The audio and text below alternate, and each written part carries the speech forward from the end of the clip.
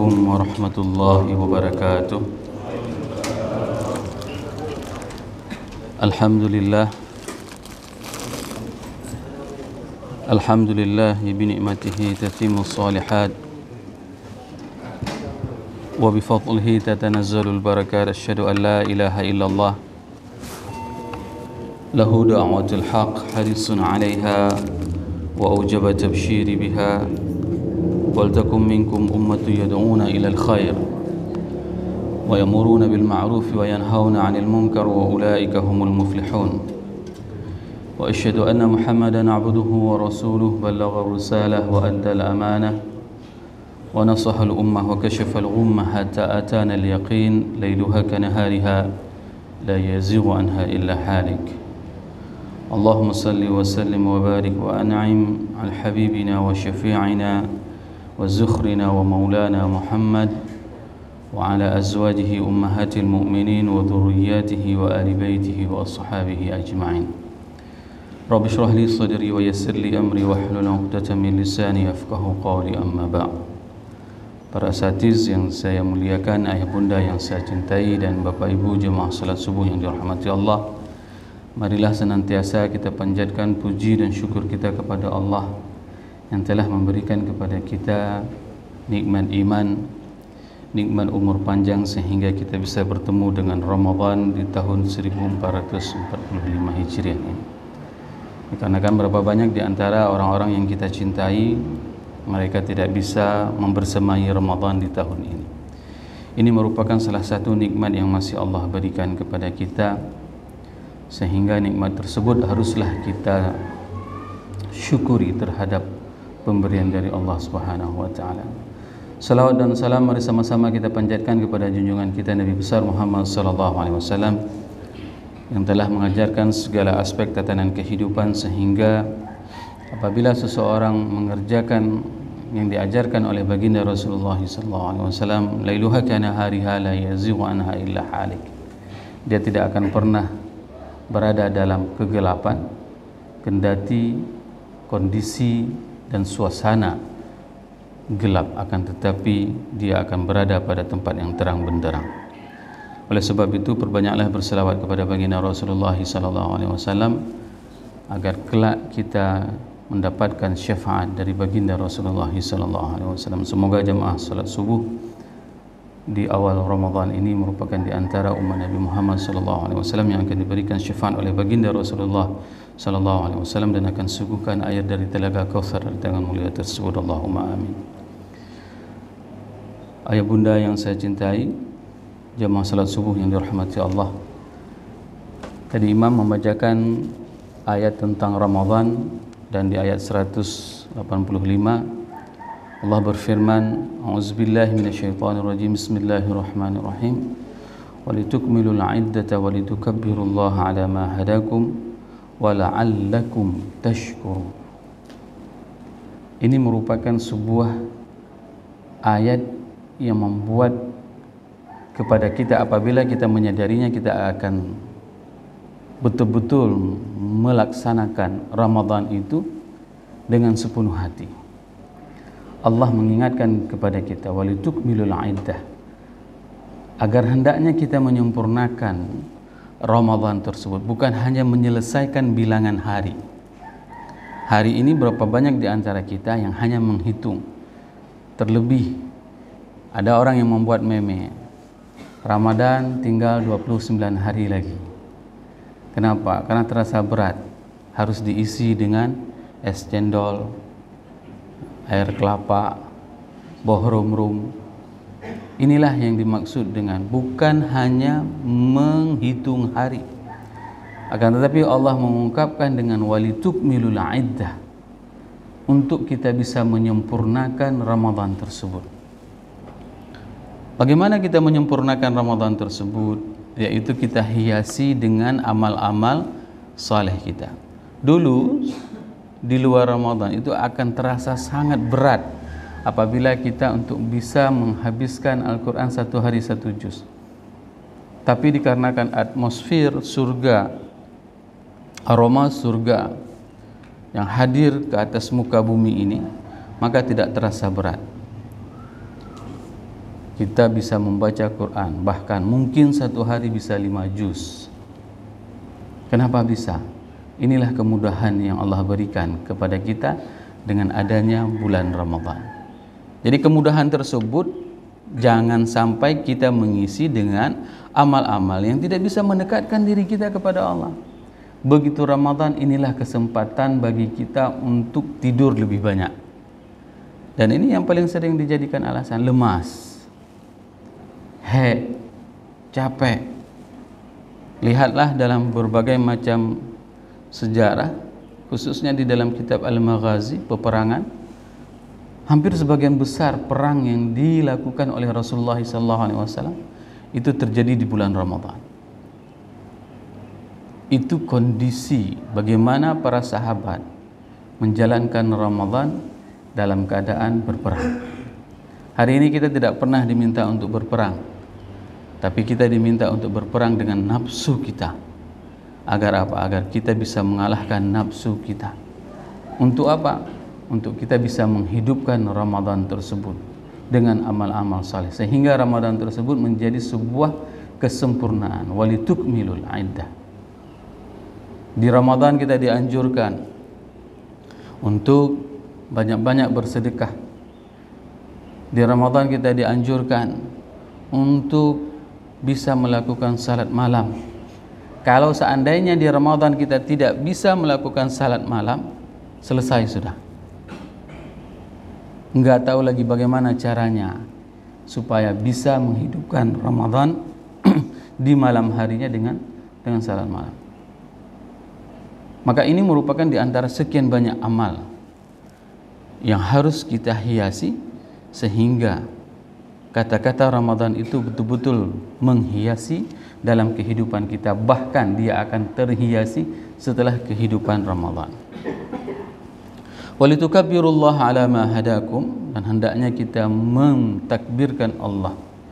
Takbir itu bukan hanya sekedar seremonial. Bagaimana takbir seremonial? Kita habiskan banyak anggaran hanya untuk melakukan pawai, sewa sound system, sewa mobil, sewa ini semuanya. Padahal anggaran-anggaran tersebut sangatlah berfaedah apabila kita gunakan untuk kemaslahatan fakir miskin yang ada di kampung kita, untuk kita gunakan untuk kemaslahatan agama Allah. Jangan sampai tempat ibadah kita itu terbengkalai. Kenapa? Karena hal-hal seremonial. Pikirkan bagaimana cara kita menghidupkan tempat ibadah kita ini 1 tahun ke depan. Jangan hanya mengharapkan kepada orang yang diberikan kelebihan harta oleh Allah. Kita mengakui ada orang-orang yang baik, ada orang-orang yang saleh di kampung ini. Beliau berani menanggung listrik, beliau berani menanggung ikramiah untuk para penceramah, para imam. Apakah kita melepaskan amal-amal saleh tersebut kepada hanya 1 orang? Ini bentuk bagaimana seseorang itu membesarkan Allah, dan dia tidak mau melepaskan. Diagungkan Allah bukan hanya melalui mulutnya, akan tetapi melalui perbuatannya. Bagaimana yang dia lakukan? Dia katakan kepada panitia, saya akan tanggung semua biaya penceramah, saya akan tanggung biaya semua imam, saya akan tanggung biaya listrik.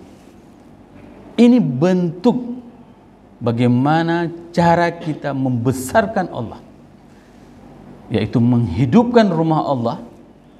Sehingga apa? Sehingga kita menjadi hamba yang bersyukur.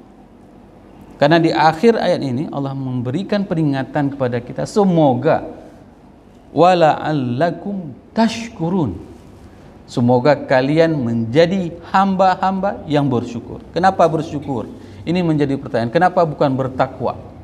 Seperti kita katakan tadi, Allah limpahkan kepada kita kemudahan. Ada yang memang diberikan harta banyak, ada yang memang diberikan harta yang sedikit, sesuai dengan kemampuan. Tapi bagaimana cara menjadi seorang hamba yang bersyukur? Karena syukur itu merupakan kunci agar kita tidak bisa digoda oleh syaitan. Syaitan itu tidak akan pernah bisa menggoda orang-orang yang bersyukur. Dan godaan syaitan itu dari sejarah, dari segala penjuru. Kalau anak-anak kecil mereka menonton film kartun Naruto, itu ada arah depan, belakang, timur, barat. Itu semua akan digoda oleh setan. Sehingga Allah ungkapkan di dalam surat Al-A'raf ayat 17 yang berbunyi, a'udzubillahi minasyaitonirrajim, bismillahirrahmanirrahim, thumma lana'tiyannahum min baini aydihim wa min khalfihim wa an aymanihim wa an syama'ilihim wa la tajidu aktsarahum syakirin. Sadaqallahul azim. Maka syaitan itu akan menggoda manusia dari sisi apa? Min baini aydihim. Dia itu dari depan. Bagaimana kita memahami bahwasanya godaan syaitan dari depan? Para mufassirin memberikan pemahaman bahwasanya godaan syaitan dari depan itu adalah dengan dilupakannya akan kehidupan akhirat kita. Ramadan sudah di hadapan mata, dibisikkan oleh syaitan, ngapain kamu fokus Ramadan kali ini? Biar saja kali depan. Gak usah susah payah, simpan hartamu. Ngapain kamu harus pergi salat berjamaah? Umurmu masih panjang. Nikmati saja kehidupanmu dulu, jalan-jalan dulu. Ini digoda oleh syaitan, yaitu untuk melupakan kehidupan akhiratnya. Bahkan pada saat seseorang melihat dengan mata kepalanya kehidupan dunia ini, dan dia akan tergoda. Dalam sebuah teori ekonomi ada yang disebutkan dengan consumer behavior, yaitu teori perilaku konsumen. Pengalaman saya pada saat berada di Amerika, ada sebuah supermarket namanya Walmart. Itu supermarket yang besar. Kalau di Indonesia seperti Giant, Carrefour, misalnya seperti itu. Tapi itulah merupakan salah satu supermarket terbesar di Amerika. Bagaimana mereka meletakkan barang-barang di supermarket itu? Ini saya terjemahkan dengan godaan syaitan dari depan. Sehingga apa? Barang yang paling kita butuhkan itu akan diletakkan di rak paling belakang. Itu cara merubah mindset seseorang. Terlebih para ibu-ibu, bukan ibu-ibu di sini, ibu-ibu di luar sana. Begitu mereka masuk supermarket, bawa keranjang, semua diambil, ceplam, cuplum, ceplam, cuplum. Padahal semua barang itu tidak dibutuhkan. Ini apabila seseorang tidak mau memberikan tameng dirinya, tidak mau mensyukuri terhadap nikmat yang Allah berikan. Dan mereka sengaja membuat teori barang yang dibutuhkan itu diletakkan paling ujung, sehingga pada saat seseorang melewati lorong, dia akan mengambil semua barang yang tidak dibutuhkan. Inilah yang disebut dengan teori consumer behavior. Orang-orang suka berbelanja. Orang Arab mengatakan an-nisa yatasawwaqun.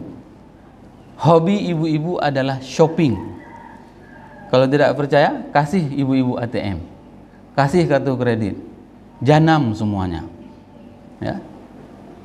Ini merupakan tabiat yang digodai oleh syaitan terhadap manusia dari sisi depan. Apapun yang dilihat, dia kepingin. Melihat tetangganya sudah ganti mobil, langsung dibisik sama suaminya.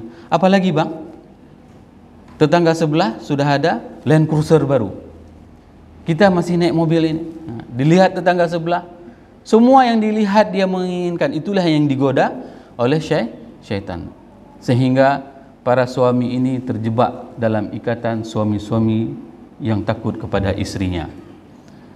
Nauzubillah, jangan sampai godaan yang pertama ini bisa terperangkap kita. Yang kedua, wa min khalfihim, dan godaan itu dibuat dari sisi belakang. Seperti misalnya setiap kita mempunyai waktu, kita sudah punya planning, Ramadan kali ini kita harus khatam 1 kali, dan kita sudah membagikan dengan durasi 10 menit, 14 menit sebelum salat itu kita akan membaca Quran, dan 14 menit sesudah salat kita akan membaca Quran. Tapi apa yang dikatakan? iblis, syaitan itu menggoda manusia. Alah, ngapain kau baca Quran? Nanti dibilang sama kawan-kawanmu, sok rajin, sok alim. Ini digoda dari sisi belakang. Bahkan, dan ini sering kita lihat, durasi waktu yang dihabiskan oleh orang untuk membaca Quran itu jauh lebih pendek daripada durasi dia memegang HP-nya. Kalau tidak percaya, begitu dia buka HP-nya, dia buka media sosial, itu bisa menghabiskan waktu 40 menit atau bahkan mungkin sudah 1 jam, tidak terasa. Kenapa bisa tidak terasa? Dikarenakan HP bisa membuat dia lalai. Hari ini yang harus kita rubah. Apa yang harus kita lakukan? Bagaimana caranya Al-Quran itu bisa membuat kita lalai? Mindset itu yang harus kita rubah.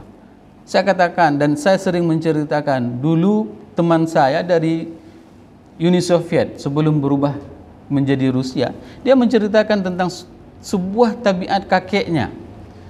Waktu itu Uni Soviet masih komunis dan dia tidak boleh membaca Quran secara terang-terangan. Kakeknya itu setiap mendapatkan giliran membaca Quran di kampung itu cuma ada 1 Quran, dia ceritakan. Setiap dia membacakan Quran, dia tidak tahu bahasa Arab satu kata pun. Tidak tahu bahasa Arab satu kata pun, tapi setiap ayat yang dia bacakan, dia katakan, "Kalamu Rabbuna kalamun azim." Perkataan Tuhanku adalah perkataan yang spektakuler. Dan dia tidak tahu artinya apa. Ini menandakan apa? Boleh Bapak Ibu baca Quran tidak paham arti. Enggak ada masalah. Walaupun belum lancar, seperti istilahnya waktu kecil saya, lagi kami yang itu bete. Ya. Ada yang iseng, waktu kita belajar ngaji itu walau berulang-ulang walau, disambung sama kawan, walau apa. Ya. Belajar, tetap terus belajar. Kenapa? Karena membacanya walaupun kita tidak tahu berpahala. Jangan salahkan orang yang baru bisa membaca tidak tahu arti. Tapi kalau seandainya kita sudah lancar, sudah tahu cara baca dengan baik, ayo tingkatkan. Baca artinya, tadabburi maknanya, hadiri pengajian. Agar apa? Agar kita bisa meresapi setiap kosakata yang kita bacakan itu, kita paham maksud dari Allah itu seperti ini. Ini godaan dari belakang. Dan dahsyatnya Al-Quran itu pada saat menggunakan kata-kata godaan dari depan dan dari belakang menggunakan kata-kata min. Min itu menunjukkan apa? Masafah qaribun. Jaraknya itu dekat. Tapi pada saat Al-Quran menggambarkan bagaimana godaan syaitan kepada kita dari sisi kiri dan kanan, maka Al-Quran mengibaratkan dengan ungkapan kata-kata wa'an aymanihim wa'an syama'ilihim. Allah menggunakan kata-kata an, yaitu kalau diterjemahkan dalam bahasa Indonesia dari sisi juga, tapi enggak dapat feel-nya, zuknya itu enggak kerasa. Tapi begitu kita belajar bahasa Arab, dia pasti akan dapat. Wa'an itu menunjukkan adanya mujawazah, yaitu adanya masafah, adanya jarak. Kenapa ada jarak pada saat iblis menggoda kita dari sisi kanan dan sisi kiri? Dikarenakan kanan dan kiri kita itu ada malaikat raqib dan atid. Ada jarak dia, sehingga dia tidak akan pernah bisa langsung menggoda manusia dari jarak yang dekat. Dan bagaimana bentuk godaannya? Bentuk godaannya pada saat kita melakukan amal-amal saleh, ini kalau dari sisi kanan, maka dia akan dibisikkan dengan kebaikan yang kita lakukan. Bereh dah ustaz yang ceramah, duha babah kamu. Ya, ada rasa bangga bagi para ustaz pada saat dia menyampaikan khutbahnya, ceramahnya. Apa yang dikatakan kepada orang? Nah, kalian ke ceramah? Nah, membuat bangga. Pada saat bapak ibu melakukan kebaikan-kebaikan, kesalehan-kesalehan, begitu ibu-ibu menggunakan mukena, ternyata mukena ini membuat saya lebih cantik ya. Ini dihiasi.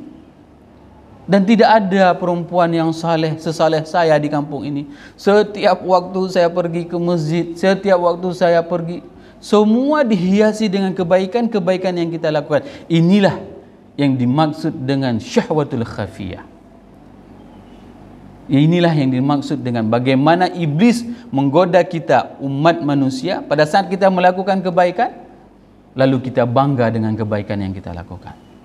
Dan ini paling banyak terjadi sama orang-orang kaya. Kenapa orang kaya itu memang dia biasanya yang tidak bisa membentengi dirinya, dia akan sombong. Sifat kaya itu sombong. Sifat miskin akan terdapat sebuah sikap yang dinamakan dengan kueh. Saya tidak tahu terjemahannya bahasa Indonesia apa kueh. Ba orang kaya hidup umbong, ba orang gasin hidup kueh. Ya. Ba orang malim hidup takebo.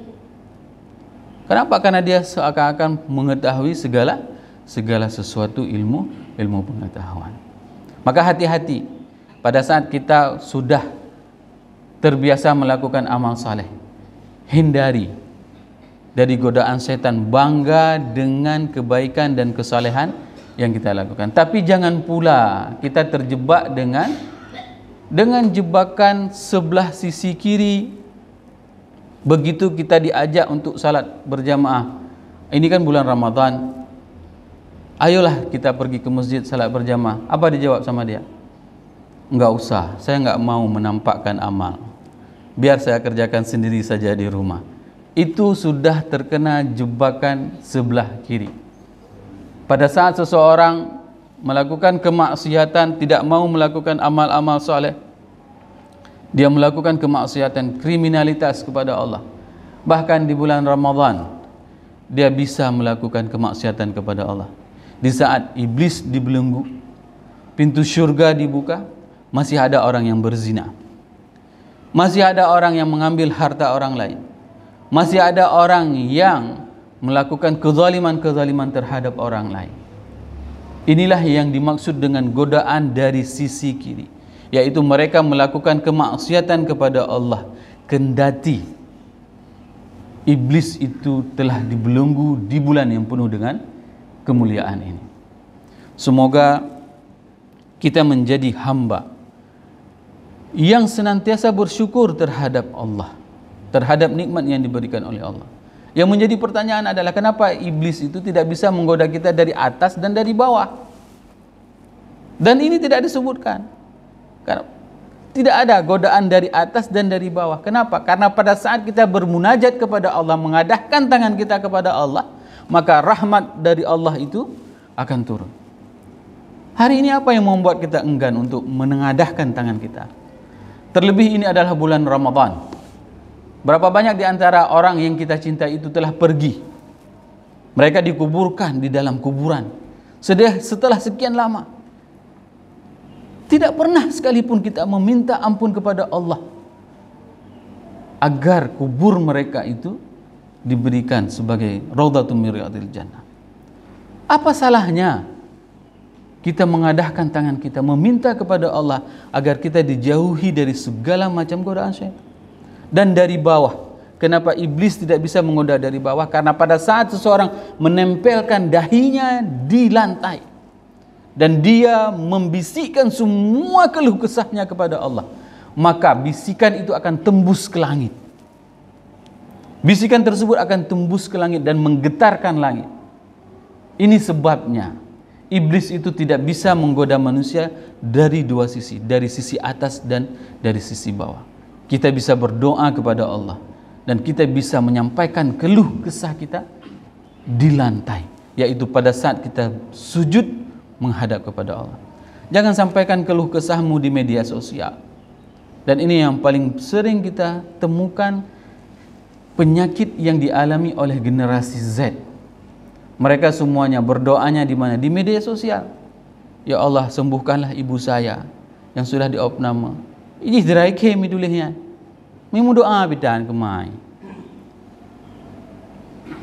Sampai-sampai mencret pun dia buat status sosialnya. Sakit kari perut ini, cirit-birit. Untuk apa? Untuk apa hal-hal seperti itu kita buat di media sosial? Sebesar apapun permasalahan yang kita alami, maka tempelkan dahimu di bumi, akan didengar keluh kesahmu oleh penduduk langit. Semoga beberapa ayat ini bisa menjadikan ibrah kepada kita, sehingga kita tidak hanya akan menyempurnakan Ramadan ini di 15 hari, akan tetapi kita akan konsisten menghadiri, mengerjakan seluruh amal-amal baik ini sampai dengan akhir Ramadan. Karena segala sesuatu amal perbuatan itu akan dihitung pada akhirnya. Innamal a'malu bil khawatim. Karena semua amal itu akan sangat berpengaruh pada endingnya. Subhanakallahumma wa bihamdik, asyhadu an la ilaha illa anta astaghfiruka wa atubu ilaik. Wassalamualaikum warahmatullahi wabarakatuh.